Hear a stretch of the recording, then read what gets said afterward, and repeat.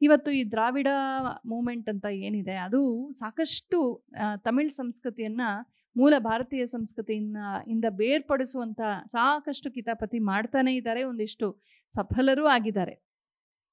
ಈ ತಿರುಕುರುಳಲ್ಲಿ ಏನಿದೆ ಅನ್ನೋದನ್ನ ಬಹಳ ಚೆನ್ನಾಗಿ ಸರಳವಾಗಿ ಬಿಚ್ಚಿಡ್ತಾರೆ. ಧರ್ಮಾರ್ಥ ಕಾಮ ಮೋಕ್ಷಗಳ ಮೀಮಾಂಸೆ ಅಲ್ಲಿ ನಡೆಯುತ್ತೆ. ಅದಕ್ಕೆ ಅಪ್ಪಟ ತಮಿಳ್ ಹೆಸರುಗಳನ್ನ ಕೊಡ್ತಾರೆ. ಅರಂ ಅಂದ್ರೆ ಧರ್ಮ, ಪೋರುಳ್ ಅಂತಂದ್ರೆ ಅರ್ಥ, ಇಂಬಂ ಅಂತಂದ್ರೆ ಅದು ಕಾಮ ಅಂತ, ಮತ್ತೆ ವೀದು ಅಂತಂದ್ರೆ ಮೋಕ್ಷ ಅಂತ. ಹೀಗೆ ಧರ್ಮಾರ್ಥ ಕಾಮ ಮೋಕ್ಷಗಳ ಚರ್ಚೆಯೇ ಅಲ್ಲಿ ಆಗಿರುವಂಥದ್ದು. ಅಲ್ಲಿ ಬರುವಂಥ ಧರ್ಮದ ಒಂದು ಹಲವಾರು ಮಾತುಗಳೇನಿದೆ ಅದನ್ನೆಲ್ಲ ತುಂಬ ಸಂಗ್ರಹವಾಗಿ ಹೇಳ್ತಾರೆ. ಅವುಗಳನ್ನು ಗಮನಿಸಿದಾಗ ವೇದದಿಂದ ಹಿಡಿದು ಇಂದಿನವರೆಗೂ ಪ್ರಾಜ್ಞರ ಅನುಭೂತಿಯವರೆಗೂ ಅಲ್ಲಿಂದ ಇಲ್ಲಿಯವರೆಗೂ ಒಂದು ಅವಿಸ್ಯೂತವಾಗಿ ಧರ್ಮದ ವಿಚಾರ ಪ್ರವಾಹ ನಡೆದು ಬಂದಿದೆ, ಧರ್ಮದ ಆಚರಣೆ ನಡೆದು ಬಂದಿದೆ.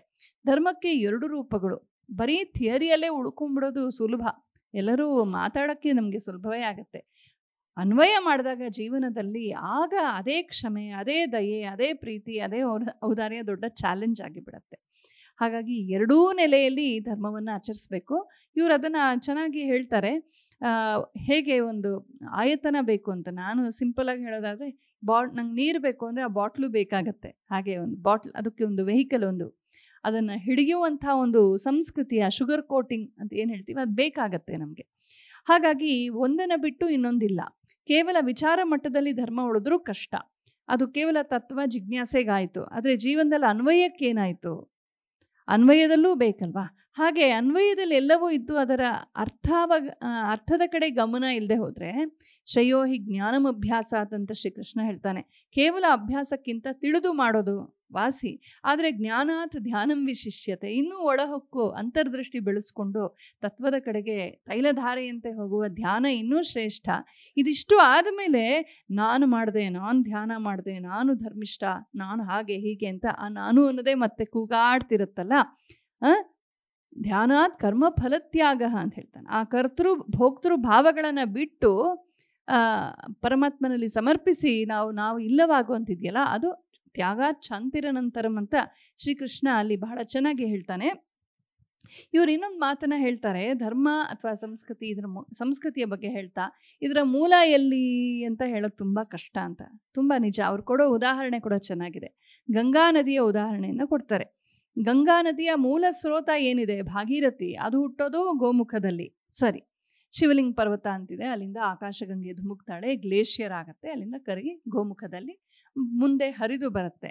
ಆದರೆ ಅಷ್ಟೇ ಗಂಗೆನ ನಾವು ಪುರಾಣದ ಕಥೆ ನೋಡಿದ್ರು, ಅಲ್ಲಿ ಹಿಮಾಲಯದಲ್ಲಿ ನಾನೇ ಅಲ್ಲೆಲ್ಲ ಹೋಗಿದ್ದೀನಿ, ಅಲ್ಲಿ ನೋಡಿದ್ರು ನಿಮಗೆ ಸಪ್ತಧಾರ ಗಂಗಾ ಕಾಣಿಸ್ತಾಳೆ. ಅಲ್ಲಿ ಅಕ್ಕಪಕ್ಕದಲ್ಲಿ ಈ ಕಡೆ ಆ ಕಡೆ ಸೇರಿ 7 ಮುಖ್ಯವಾದ ಪ್ರವಾಹಗಳು, ಅದರಲ್ಲಿ ಮುಖ್ಯವಾದದ್ದು ಭಾಗೀರಥಿ. ಇದಕ್ಕೆ ಹೋಗ್ತಾ ಹೋಗ್ತಾ ಎಷ್ಟು ಸ್ರೋತಗಳು ಸೇರ್ಕೊಳ್ಳುತ್ತವೆ ನಮಗೆ ಗೊತ್ತಿರೋ ಹಾಗೆ. ಚಾರ್ಧಾಮ್ ಹೋಗಿರೋರಿಗೆಲ್ಲ ಗೊತ್ತೇ ಇದೆ, ಅಲಕಾನಂದ, ಮಂದಾಕಿನಿ ಮುಂತಾದಂಥವು. ಸೇರ್ತಾ ಸೇರ್ತಾ ಸೇರ್ತಾ ಸುಮಾರು ಅದು ಗಂಗಾಸಾಗರಕ್ಕೆ ಹೋಗುವವರೆಗೂ ಅಲ್ಲಿ ಇಲ್ಲಿ ನದಿಗಳು, ಉಪನದಿಗಳು, ಸಣ್ಣ ಸಣ್ಣ ತೊರೆಗಳು ಸೇರ್ತಾನೆ ಇರುತ್ತವೆ. ಮಳೆ ನೀರು ಸೇರ್ಕೊಳ್ಳುತ್ತೆ. ನಾವೆಲ್ಲೋ ಒಂದು ಬಕೆಟ್ ನೀರು ಎತ್ಕೊಂಡು ಹಾಕಿದರೆ ಅದು ಸೇರಿರುತ್ತೆ. ಚಿಕ್ಕದೋ ದೊಡ್ಡದೋ, ಒಟ್ಟಿನಲ್ಲಿ ಗಂಗಾಧಾರೆಗೆ ಎಷ್ಟೋ ವಿಚಾರಗಳು, ಎಷ್ಟೋ ನೀರಿನ ಮೂಲಗಳು ಸೇರೋ ಹಾಗೆ ಸಂಸ್ಕೃತಿಯಲ್ಲೂ ಕೂಡ ಈ ದೇಶ ಕಾಲಗಳ ಮತ್ತು ಎಷ್ಟೋ ವರ್ಷಗಳ ಪಾಕದಿಂದ ಬಂದದ್ದು ಎಲ್ಲವೂ ಸೇರಿಕೊಂಡು ಅದು ರೂಪುಗೊಳ್ತಾನೇ ಇರುತ್ತೆ. ಮತ್ತು ಇವತ್ತಿಗೂ ಅದು ಗಂಗೆ ಡೈನಮಿಕ್. ಅದು ಈಗ ನಾನು ಗಂಗೆನ ಮುಟ್ಟಿದೆ ಅಂತಂದರೆ 5 ನಿಮಿಷಕ್ಕೆ ಕೆಲವೇ ಕ್ಷಣಗಳಲ್ಲಿ ಮತ್ತೆ ಮುಟ್ಟಿದಾಗ ಆ ನದಿ ನೀರು ಹರಿದು ಹೋಗಿ ಆಯಿತು. ಗಂಗೆ ಅದೇ ಆದರೂ ಕೂಡ ಅದು ನಿತ್ಯ ನವೀನ, ಇನ್ನೊಂದು ಬಂದ ಆಯಿತು. ಈ ಬದಲಾವಣೆ ಏನಿದೆ, ಈ ನಿರಂತರವಾದ ಪ್ರವಾಹ, ಮುಂದೆ ಹೋಗುವಿಕೆ, ಇದನ್ನು ನಾವು ವಿಶೇಷವಾಗಿ ಗಮನದಲ್ಲಿ ಇಟ್ಕೊಳ್ದೆ ಹೋದರೆ ಸಂಸ್ಕೃತಿ, ಮತ, ಧರ್ಮ ಎಲ್ಲವನ್ನ ಒಂಥರ ಸ್ಟ್ಯಾಗ್ನೆಂಟಾಗಿ ನೋಡ್ತೀವಿ. ನಾವು ಫುಲ್ ಸ್ಟಾಪ್ ಹಾಕಿ ನೋಡಕ್ಕೆ ಹೋಗ್ತೀವಿ. ನಾನು ಗಮನಿಸಿರೋ ಹಾಗೆ ಸನಾತನ ಧರ್ಮದಲ್ಲಿ ಫುಲ್ ಸ್ಟಾಪ್ ಇಲ್ಲ, ಕಾಮ ಇದೆ ಅಷ್ಟೇ. ಕಾಮ ಹಾಕ್ಬೋದು, ಅಥವಾ ಫುಲ್ ಸ್ಟಾಪ್ ಬಂದರೆ ಅದಕ್ಕೆ ಡಾಟ್ ಹಾಕಬೇಕು, ಮುಂದುವರಿಯಲಿದೆ ಅಂತ. ಈ ರೀತಿ ಪ್ರಕೃತಿಯ ಜೊತೆಗೆ ಹೋಗುವಂಥದ್ದೇ ನಿಜವಾದ ಧರ್ಮ, ಸಂಸ್ಕೃತಿ, ಮತವಾಗತ್ತೆ. ಮತ ಮತ್ತು ಧರ್ಮದ ವ್ಯತ್ಯಾಸವನ್ನು ತುಂಬ ಚೆನ್ನಾಗಿ ಹೇಳಿದ್ದಾರೆ. ಜೊತೆಗೆ ಹೇಗೆ ಅದಕ್ಕೆ ಒಂದು ಅಪಚಾರವಾಗಿದೆ, ಹೆಚ್ಚಾಗಿ ಆಂಗ್ಲರು ಮಾಡಿರುವಂಥ ಒಂದು ಹೇಸ್ಟಿ ಆ್ಯಂಡ್ ಡಿಸಾನೆಸ್ಟ್ ಅನುವಾದ ಏನಿದೆ, ಅಪ್ರಾಮಾಣಿಕವಾದಂಥ ಅನುವಾದದಿಂದ ಆಗಿದೆ, ನಮ್ಮವರೂ ಮಾಡಿದ್ದಾರೆ ಅನ್ನೋದಕ್ಕೆ ಕೆಲವು ಉದಾಹರಣೆಗಳನ್ನು ಕೊಡ್ತಾರೆ. ಅದೇನಾಗುತ್ತೆ ಅಂದರೆ ಒಂದು ಸಂಕುಚಿತವಾದ ಕಣ್ಕಾಪಿನ ದೃಷ್ಟಿಕೋನದಿಂದ ನಾವು ನೋಡಿದಾಗ ಧರ್ಮ ಸಂಸ್ಕೃತಿಗಳನ್ನು ಈ ಥರ ನಮ್ಮ ಮೂಗಿನ ನೇರಕ್ಕೆ ವ್ಯಾಖ್ಯಾನ ಮಾಡ್ತೀವಿ. ಅದು ತಪ್ಪು ಅಂತಲ್ಲ, ಆದರೆ ನಮ್ಮ ಮೂಗಿನ ನೇರಕ್ಕಿರೋದ್ರಿಂದ ನಮ್ಮ ವಲಯಕ್ಕೆ ಮಾತ್ರ ಅದು ಸೀಮಿತವಾಗುತ್ತೆ. ಉದಾತ್ತವಾದ ರೀತಿಯಲ್ಲಿ ಧರ್ಮ ಸಂಸ್ಕೃತಿಗಳನ್ನು ಹೇಳಬೇಕು ಅಂದರೆ ನಾವು ಸ್ವಲ್ಪ ಕಣ್ಕಾಪುಗಳನ್ನು ಬಿಟ್ಟು ಉದಾರವಾಗಿ ನೋಡಬೇಕಾಗತ್ತೆ. ಅದೆಲ್ಲವನ್ನು ಇವರು ಆದಷ್ಟು ತುಂಬ ಚೆನ್ನಾಗಿ ವಿಚಾರಗಳನ್ನು ಸಂಗ್ರಹ ಮಾಡಿ ಒಟ್ಟಿಗೆ ಹೇಳ್ಕೊಂಡು ಹೋಗ್ತಾರೆ. ಧರ್ಮದ ನಿರ್ವಚನಗಳನ್ನು ಸುಮಾರು ತರಕ್ಕೆ ಪ್ರಯತ್ನ ಪಟ್ಟಿದ್ದಾರೆ. ಅದು ನನಗೆ ತುಂಬ ಇಷ್ಟವಾಯಿತು. ಸ್ವತಃ ಸಂಸ್ಕೃತದ ವಿದ್ಯಾರ್ಥಿನಿ ನಾನು. ಯಾವುದೇ ಪದವನ್ನು ನಾವು ವಿಶ್ಲೇಷಣೆ ಮಾಡೋ ಮುಂಚೆ ಆ ಪದ ಎಲ್ಲಿ ಬಂತು, ಯಾರು ಹುಟ್ಟಿಸಿದ್ರು, ಯಾಕೆ ಹುಟ್ಟಿಸಿದ್ರು, ಅದರ ಉದ್ದೇಶ ಏನು, ಅದರ ಅನ್ವಯ ಏನು ಅಂತ ತಿಳ್ಕೊಳ್ದೆ ನಮಗೆ ತೋಚಿದ ಹಾಗೆ ಹೇಳೋದು ತುಂಬ ತಪ್ಪಾಗತ್ತೆ. ಆ ದೃಷ್ಟಿಯಿಂದ ಈ ಎಲ್ಲ ಪದಗಳು ಸಂಸ್ಕೃತ ಮೂಲ ಪದಗಳು, ಈ ಸಂಸ್ಕೃತ ಮೂಲ ಅಲ್ಲದೆ ಶಾಸ್ತ್ರ ಮೂಲ ಪದಗಳು. ಹಾಗಾಗಿ ಶಾಸ್ತ್ರಕ್ಕೂ ಸಂಸ್ಕೃತಕ್ಕೂ ಹೋಗಿ ಮೂಲ ಅರ್ಥ ಏನು, ಅದರ ಮೂಲ ಧಾತು ಏನು, ಅದಕ್ಕೆ ಹೇಗೆ ಪ್ರತ್ಯಯಗಳು ಸೇರಿದ್ವು, ಯಾವ ಅರ್ಥದಲ್ಲಿ ಸೇರಿದ್ವು, ಮುಂದೆ ಅದಕ್ಕೆ ಹೇಗೆ ಆಯಾಮಗಳು ಬೆಳೆದ್ವು, ಇದನ್ನು ನೋಡದೆ ಹೋದರೆ ಅಪ್ರಾಮಾಣಿಕವಾಗತ್ತೆ. ಆ ದೃಷ್ಟಿಯಿಂದ ನಮ್ಮ ಧರ್ಮದ ಒಂದು ಜಿಜ್ಞಾಸೆಗೆ, ಸನಾತನ ಧರ್ಮದ ಬೌದ್ಧ, ಜೈನ, ಸನಾತನ ಭಾರತ ಮೂಲದ ಯಾವುದೇ ಮತಪಂಥಗಳ ಜಿಜ್ಞಾಸೆಗೆ ಬಹುಮಟ್ಟಿಗೆ ಸಂಸ್ಕೃತ ಭಾಷೆ ಮತ್ತು ಶಾಸ್ತ್ರಗಳು ಬಹಳ ಮುಖ್ಯ ಅಂತ ಅನಿಸ್ಕೊಳತ್ವೆ. ಶಾಸ್ತ್ರಜ್ಞಾನ ಇಲ್ದಿರೆ, ಸಂಸ್ಕೃತ ಗೊತ್ತಿಲ್ದಿರೆ ಮೋಕ್ಷ ಸಿಕ್ಕಲ್ವನ? ಮೋಕ್ಷ ಸಿಕ್ಕತ್ತೆ, ಆದರೆ ಧರ್ಮದ ಜಿಜ್ಞಾಸೆ ಸರಿಯಾಗಿ ನಡೆಯಲ್ಲ. ಧರ್ಮಾರ್ಥ ಕಾಮಗಳು ಈ ಪ್ರಪಂಚದ ನೆಲೆಯಲ್ಲಿ ನಡಿಬೇಕಲ್ಲ. ಮೋಕ್ಷ ಅನ್ನೋದು ಅಂತರಂಗದ ಪಾಕದಲ್ಲಿ ಬರುವಂಥದ್ದು, ಅನುಭೂತಿ ಬೇರೆ. ಹಾಗಾಗಿ ಅದನ್ನು ಅವರು ಮಾಡಿದ್ದಾರೆ. ಅವರು ಸ್ವತಃ ಸಂಸ್ಕೃತ ವಿದ್ವಾಂಸರು ಏನೋ ಗೊತ್ತಿಲ್ಲ, ಆದರೆ ಅವರು ಬಹಳ ಚೆನ್ನಾಗಿ ಮೂಲಗಳಿಂದ ತೆಗೆದು ಯಾವ್ಯಾವುದು ನಮಗೆ ಬಹಳ ಮುಖ್ಯ ಅಂತ ಅನಿಸುತ್ತೋ ಆ ಆಧಾರಗಳನ್ನೆಲ್ಲ ತುಂಬ ಚೆನ್ನಾಗಿ ಹೆಣೆದು ಮಧ್ಯೆ ಮಧ್ಯೆ ಈ ಥರ ನಮಗೆ ಅರ್ಥ ಆಗುವಂಥ ಬಹಳ ಸರಳವಾದಂಥ ಉದಾಹರಣೆಗಳನ್ನು, ದಿನನಿತ್ಯಕ್ಕೆ ಬೇಕಾಗುವಂಥ ಉದಾಹರಣೆಗಳನ್ನ ಕೂಡ ಸೇರಿಸ್ಕೊಂಡು ಅದನ್ನು ಬಹಳ ಚೆನ್ನಾಗಿ ಹೇಳ್ಕೊಂಡು ಹೋಗಿದ್ದಾರೆ. ಸಂಸ್ಕೃತಿಯ ಬಗ್ಗೆ ಪ್ರಾರಂಭದಲ್ಲಿ ಹೇಳ್ತಾ ಅವರು ಪ್ರಕೃತಿ, ವಿಕೃತಿ, ಸಂಸ್ಕೃತಿ ಅನ್ನೋ ಪದಗಳನ್ನೆಲ್ಲ ಬಳಸ್ತಾರೆ. ಇದನ್ನೆಲ್ಲ ನಾವು ಸಾಕಷ್ಟು ಕೇಳಿರ್ಬೋದು. ನಮ್ಮ ಪೂಜ್ಯ ಸ್ವಾಮಿ ಹರ್ಷಾನಂದರು ಕೂಡ ಹೇಳೋರು, ಒಂದು ಕಲ್ಲಿದ್ರೆ ಅದು ಪ್ರಕೃತಿ, ತನ್ನ ಪಾಡಿಗೆ ತಾನಿದೆ, ಅದಕ್ಕೊಂದು ಆಕೃತಿ ಇದೆ, ಒಂಥರ ಅಬ್ಸ್ಟ್ರಾಕ್ಟ್ ಆಗಿರ್ಬೋದಾದ್ರೆ ಒಂದು ಆಕೃತಿ ಇದೆ. ಅದನ್ನೊಂದು ಶಿಲ್ಪಿಯ ಕೈಯಲ್ಲಿ ಕೊಟ್ಟರೆ ಅದಕ್ಕೊಂದು ಸುಂದರವಾದ ರೂಪ ಕೊಡ್ತಾನೆ, ಅಥವಾ ಇರುವ ರೂಪವನ್ನು ಚಿಸಲ್ ಆಫ್ ಮಾಡ್ತಾನೆ. ಆ್ಯಕ್ಚುಲಿ ಅದೇನು ಕೊಡಲ್ಲ ರೂಪ, ಅದರಲ್ಲೇನೋ ರೂಪವನ್ನು ಗುರುತಿಸಿ ಬೇಡದ ಅಂಶಗಳನ್ನು ತೆಗೆದಾಗ ಅದೊಂದು ಸುಂದರ ರೂಪವಾಗಿ ಕಾಣಿಸುತ್ತೆ. ಅದು ಸಂಸ್ಕೃತಿ. ಅದು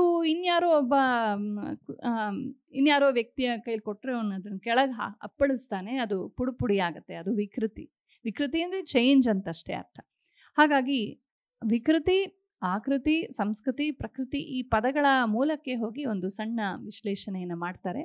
ಈ ರೀತಿ ನಾವು ಪದಗಳ ಒಳಹೊಕ್ಕು ಮತ್ತು ಆ ಪದಗಳನ್ನು ಯಾವ ಕಾಂಟೆಕ್ಸ್ಟಲ್ಲಿ ಎಲ್ಲಿ ಬಳಸಲಾಗಿದೆ, ಯಾರು ಬಳಸಿದ್ದಾರೆ, ಯಾಕೆ ಬಳಸಿದ್ದಾರೆ, ಎಲ್ಲೆಲ್ಲಿ ಬಳಸಿದ್ದಾರೆ, ಯಾವ್ಯಾವ ವ್ಯತ್ಯಾಸವನ್ನು ಇಟ್ಕೊಂಡು ಬಳಸಿದ್ದಾರೆ, ಸಂದರ್ಭ ಏನು, ದೇಶ ಕಾಲಗಳೇನು, ಇದನ್ನೆಲ್ಲ ನಾವು ಮನಸ್ಸಲ್ಲಿ ಇಟ್ಕೋಬೇಕಾಗತ್ತೆ. ನೋಡಿ, ಈಗ ಸಂಪ್ರದಾಯ ಅಂತ ತುಂಬ ಒಳ್ಳೆ ಪದ ಇದೆ ಅಲ್ವಾ? ಸಮ್ಯಕ್ ಪ್ರಕೃಷ್ಟೇನ ದೀಯತೆ ಅಂತ, ಅದು ತುಂಬ ಚೆನ್ನಾಗಿ, ದಾಯ ಅಂದರೆ ಭಾಗ ಅಂತ, ಶೇರ್ ಅಂತ ಚೆನ್ನಾಗಿ ಅದು ಮೊದಲಿಂದ ಕೊಡ್ತಾ ಕೊಡ್ತಾ ಶೇರ್ ಮಾಡಿಕೊಂಡು ಪೀಳಿಗೆಯಿಂದ ಪೀಳಿಗೆ ನಮಗ್ವರೆಗೂ ಬಂದಿದೇನೋ ಒಳ್ಳೆಯ ಅರ್ಥ ಇದೆ. ಆದರೆ ನೀವು ನಮ್ಮ ಹಿಂದಿ ಚಾನೆಲ್ಸಲ್ಲೆಲ್ಲ ನೋಡಿರ್ಬೋದು, ಸಾಂಪ್ರದಾಯಿಕತಾ ಸೇ ದೂರ ರೆಹನಾ ಚಾಹಿಯೆ ಅಂತ ಬಳಸ್ತಾರೆ ಅಲ್ವಾ? ಸಾಂಪ್ರದಾಯಿಕತಾ ಅಂದರೆ ಅವ್ರ ಪ್ರಕಾರ ಮತೀಯತೆ. ಮತೀಯತ ಅನ್ನೋ ಪದ ಹೋಗ್ಬಿಟ್ಟು ಯಾರೋ ಒಬ್ಬರು ಸಾಂಪ್ರದಾಯಿಕತಾ ಅಂತ ತಂದ್ಬಿಟ್ರು ಅಲ್ಲಿ. ಹಾಗಾಗಿ ಎಡವಟ್ಟಾಗೋಯ್ತು. ಈಗ ನಾವೇನಾದ್ರು ಸಂಪ್ರದಾಯ ಅಂತ ಮಾತಾಡೋಕ್ಕೆ ಕಷ್ಟ ಆಗತ್ತೆ ಅಲ್ಲಿ. ಈಗ ಧರ್ಮ ನಿರಪೇಕ್ಷ ಅಂತ ಮಾಡಿಕೊಡ್ಸಿದಾರಲ್ಲ, ಮತ ನಿರಪೇಕ್ಷ ಅಂತ. ನಿರಪೇಕ್ಷ ಅಂತ ಹೇಳೋ ಬದಲು ಒಂದು ಸಮಾನತೆ, ಬೇರೆ ಏನೋ ಪದ ಬಳಸಬೇಕಾಗಿತ್ತು. ಪದಗಳು ವ್ಯತ್ಯಾಸವಾದಾಗ ಆ ಪದ ಅನ್ನೋದು ಯಾವುದೋ ಒಂದು ದೊಡ್ಡ ಕಾನ್ಸೆಪ್ಟ್ಗೆ ಅಥವಾ ಯಾವುದೋ ಒಂದು ಸತ್ಯಕ್ಕೆ ಕೀಲಿಕೈ ಆಗಿರುತ್ತೆ. ಆ ಪದವನ್ನು ಕಳ್ಕೊಂಡ ತಕ್ಷಣ ಆ ಕಾನ್ಸೆಪ್ಟ್ ಕೂಡ ನಮಗೆ ಡಿಸ್ಟಾರ್ಟೆಡ್ ಆಗಿಬಿಡುತ್ತೆ. ಹಾಗಾಗಿ ಇವರು ಆ ಪದಗಳ ಮೂಲ ಏನು, ಹೇಗೆ ಬಂದು ಅವನ್ನೆಲ್ಲ ತುಂಬ ಚೆನ್ನಾಗಿ ಹೇಳಿದ್ದಾರೆ. ಈ ರೀತಿ ಒಂದು ವಿಚಾರವನ್ನು ಅಧ್ಯಯನ ಮಾಡಿದ್ರೆ ಚಿಕ್ಕವರಿಗೆ ವಿಶೇಷವಾಗಿ ತುಂಬ ಕ್ಲಾರಿಟಿ ಸಿಕ್ಕತ್ತೆ. ಇದೆಲ್ಲ ವಯಸ್ಸಾದ ಮೇಲೆ ಅಲ್ಲ, ಚಿಕ್ಕವ್ರಿಗೆ ಬೇಕು ಅಂತ ನನಗನ್ನಿಸುತ್ತೆ. ನಮ್ಮ ಹೈಸ್ಕೂಲ್ ಮಕ್ಕಳು, ಕಾಲೇಜ್ ಮಕ್ಕಳು, ಅಯ್ಯೋ ಅವ್ರಿಗೆಲ್ಲ ಅರ್ಥ ಆಗಲ್ಲ ಅಂತ ಸುಳ್ಳು. ನಾನು ಯಾವಾಗಲೂ ಯುವ ಜನರ ಜೊತೆಯಲ್ಲೇ ಕೆಲಸ ಮಾಡೋರು. ಹಾಗಾಗಿ ಸಾಕಷ್ಟು ಯಂಗ್ಸ್ಟರ್ಸ್ ನಮ್ಮ ಜೊತೆ ಇರ್ತಾರೆ. ಅವ್ರಿಗೆ ಹೇಳಬೇಕಾದ ರೀತಿಯಲ್ಲಿ ಹೇಳಬೇಕು. ಆ ಒಂದು ಮೂಲದ ಒಂದು ನಿರ್ವಚನಗಳೇನಿದೆ ಅದನ್ನೂ ಪರಿಚಯಿಸ್ತಾ ಇವತ್ತಿನ ಜೀವನದ ಘಟನೆಗಳು, ಆಗುಹೋಗುಗಳು, ಅದರ ಅನ್ವಯ, ಇದನ್ನು ಒಂದು ಸ್ವಲ್ಪ ಎಲ್ಲೋ ಒಂದು ಕಡೆ ಕನೆಕ್ಟ್ ಮಾಡುವ ಒಂದು ಸರಳವಾದ, ತಿಳಿಯಾದ, ಹೆಚ್ಚು ವಿದ್ವತ್ತಿನ ಭಾರವಿಲ್ಲದ, ಆದರೆ ಹಾಗೆ ಅಂತ ಡೈಲ್ಯೂಟ್ ಮಾಡದೆ ಮಾಡುವಂಥ ಪ್ರಯತ್ನವನ್ನು ಮಾಡಬೇಕಾಗಿದೆ ಶಿಕ್ಷಕರು, ಪೋಷಕರು. ಅದನ್ನು ಶ್ರೀ ರಂಗಹರಿಯವರು ಬಹಳ ಸಮರ್ಥವಾಗಿ ಮಾಡಿದ್ದಾರೆ ಅಂತ ಅನಿಸುತ್ತೆ. ಬಹಳ ಸೊಗಸಾದ ಪುಸ್ತಕ, ವಿವರವಾಗಿ ನೋಡ್ಕೋಬೇಕು ಅಂತ ನನಗೂ ಅನ್ನಿಸ್ತಾ ಇದೆ. ಮತ್ತು ಸಾಕಷ್ಟು ಅಂಡರ್ಲೈನ್ ಮಾಡಿಕೊಂಡು ಕೆಲವಾರು ಪದಗಳನ್ನು, ಕೆಲವಾರು ಮಾತುಗಳನ್ನು, ಅವರು ಕೊಟ್ಟಿರೋ ಉದಾಹರಣೆಗಳು, ಅವರ ವಿಶಾಲವಾದ ಅಧ್ಯಯನ ಮತ್ತು ಅವರ ಅಬ್ಸರ್ವೇಷನ್, ಜೀವನವನ್ನು ತುಂಬ ಚೆನ್ನಾಗಿ ಅಬ್ಸರ್ವ್ ಮಾಡಿದ್ದಾರೆ. ಮತ್ತು ಪಂಡಿತರು ಹೇಳಿದ ಹಾಗೆ ಯಾರಿಗೆ ಹೇಳ್ತಾ ಇದ್ದೀನಿ ಇದು ಅನ್ನೋ ಸ್ಪಷ್ಟತೆ ಅವ್ರಿಗಿದೆ. ಹಾಗಾಗಿ ಒಳ್ಳೆಯ ಪುಸ್ತಕ, ಇಷ್ಟವಾಯಿತು. ಮತ್ತು ಧರ್ಮ ಸಂಸ್ಕೃತಿಗಳ ಮೀಮಾಂಸೆ ಮಾಡಬೇಕಾದ ಸಂದರ್ಭ ಈಗ ಬಂದಿದೆ. ನಾವು ಸುಮ್ಮನೆ ಇರೋದ್ರಿಂದ ಯಾರ್ಯಾರೂ ಬಾಯಿಗೆ ಬಂದಂಗೆ ಅದರ ವ್ಯಾಖ್ಯಾನ, ಅಪವ್ಯಾಖ್ಯಾನಗಳು ನಡೀತಾ ಇರೋದ್ರಿಂದ ಸುಮ್ಮನೆ ಇದ್ದರೆ ಹೀಗೆ ಮುಂದುವರಿಯುತ್ತೆ. ಈಗ ನಾವು ನಿಂತು ನಮ್ಮ ಒಂದು ಇನ್ಸೈಡರ್ ವ್ಯೂ ಏನಿದೆ, ಧರ್ಮ ಸಂಸ್ಕೃತಿಗಳು ಯಾರಿಗೆ ಬೇಕೋ, ಯಾರು ಪಾಲಿಸ್ತಾ ಇದ್ದಾರೋ ಅಥವಾ ಪಾಲಿಸ್ತಾ ಇದ್ದೀವಿ ಅನ್ನೋ ಒಂದು ಆಸ್ತಿಕತೆ ಇಟ್ಕೊಂಡಿದ್ದೀವೋ, ನಮ್ಮ ಕಡೆಯಿಂದಲೂ ಕೂಡ ಒಂದು ನ್ಯಾರೇಟಿವ್ ಆಚೆ ಬರಬೇಕಾಗಿದೆ. ಒಂದೇ ಕಡೆ ಆಗೋಯ್ತು, ಆಚೆದೇ ಆಗೋಯ್ತು. ಮತ್ತು ನಮ್ಮಲ್ಲೂ ವಿಮರ್ಶೆ ಇರಬಾರ್ದು ಅಂತ ಹೇಳಲ್ಲ, ಆತ್ಮವಿಮರ್ಶೆ ಬೇಕು, ಬಟ್ ಅದು ಕನ್ಸ್ಟ್ರಕ್ಟಿವ್ ಕ್ರಿಟಿಸಿಸಮ್ ಆಗಬೇಕು. ನಮ್ಮಲ್ಲಿ ಬರೀ ದೋಷನೇ ನೋಡ್ಕೊಂಡು ನಾವು ಸರಿ ಇಲ್ಲ, ನಾವು ಸರಿ ಇಲ್ಲ, ನಾವು ಸರಿ ಇಲ್ಲ, ನಾವು ಸರಿ ಇಲ್ಲ ಅಂತ ಹೇಳಿ ಅದೊಂಥರ ಕೀಳರಿಮೆಗೆ ಹೋಗಿ ನಮ್ಮ ಬಗ್ಗೆ ನಮಗೆ ಡಿಸ್ಗಸ್ಟ್, ಜಿಗುಪ್ಸೆ ಮೂಡುವಂಥ ಹಂತಕ್ಕೆ ಹೋಗಬಾರ್ದು. ಹಾಗಾಗಿ ನಮ್ಮ ಎಲ್ಲ ಆಚಾರ ವಿಚಾರಗಳ ಹಿನ್ನೆಲೆಯಲ್ಲಿ ಇದರ ಮೂಲ ಎಲ್ಲಿದೆ, ಎಲ್ಲಿಂದ ಬಂತು, ಹೇಗೆ ಬಂತು, ಯಾಕೆ ಬಂತು, ಹೇಗೆ ಉಳೀತು, ಎಷ್ಟೋ ಹೋಗಿವೆ ಕೂಡ, ಅದನ್ನು ಒಪ್ಕೊಳ್ಳೋಣ. ಕಾಲಗರ್ಭದಲ್ಲಿ ಎಷ್ಟೋ ಹೋಗಿವೆ ಕೂಡ, ಕೆಲವು ಉಳ್ಕೊಂಡಿವೆ. ಯಾಕೆ ಉಳ್ಕೊಂಡಿವೆ? ಸಾವಿರಾರು ವರ್ಷಗಳಿಂದ ಯಾಕೆ ಉಳ್ಕೊಂಡಿವೆ? ಸಾವಿರಾರು ವರ್ಷದಲ್ಲಿ ಯಾರೂ ಪ್ರಾಜ್ಞರಿರಲಿಲ್ವಾ? ಇದು ಚೆನ್ನಾಗಿದೆ ಅಂತಲೇ ಉಳ್ಕೊಂಡಿದೆ. ಹಾಗಾದರೆ ಯಾಕೆ ಚೆನ್ನಾಗಿದೆ, ಇದರ ಸ್ವಾರಸ್ಯ ಏನು, ವಿಶೇಷ ಏನು? ಹೀಗೆ ನಾವು ಒಂದು ವಿಮರ್ಶೆಗೆ ತೊಡಗೋದಕ್ಕೆ ಈ ಪುಸ್ತಕ ತುಂಬ ಪ್ರೇರಕವಾಗಿದೆ, ಪೂರಕವಾಗಿದೆ, ಸಹಾಯಕವಾಗಿದೆ. ಭಾಷೆ ಸರಳವಾಗಿದೆ, ತಿಳಿಯಾಗಿದೆ. ಆದರೆ ಕೊಟ್ಟಿರುವಂಥ ಮೂಲಗಳೆಲ್ಲ ಒಳ್ಳೆಯ ಶಾಸ್ತ್ರ ಮೂಲಗಳಿಂದ ಸುಮಾರು ವಿಚಾರಗಳನ್ನು ಹೇಳಿದ್ದಾರೆ. ನಮ್ಮ ದೈನಂದಿನ ಜೀವನಕ್ಕೆ ಹತ್ತಿರವಾದಂಥ ಉದಾಹರಣೆಗಳನ್ನು ಕೊಟ್ಟಿದ್ದಾರೆ. ಒಳ್ಳೆ ಟೀಚರ್ ಅವರು ಅಂತ ಅನಿಸುತ್ತೆ. ಇಂಥವರು ಪಾಠ ಮಾಡಿದ್ರೆ ಕ್ಲಾಸಲ್ಲಿ ಬಹಳ ಇಷ್ಟ ಆಗುತ್ತೆ, ಸ್ಪಷ್ಟತೆ ಸಿಕ್ಕತ್ತೆ. ಹಾಗಾಗಿ ಪದ್ಮಾರವರು ಈ ಪುಸ್ತಕವನ್ನು ಪರಿಚಯ ಮಾಡಿಸೋದಕ್ಕೆ ವಿಶೇಷ ಧನ್ಯವಾದಗಳನ್ನು ಹೇಳ್ತೀನಿ.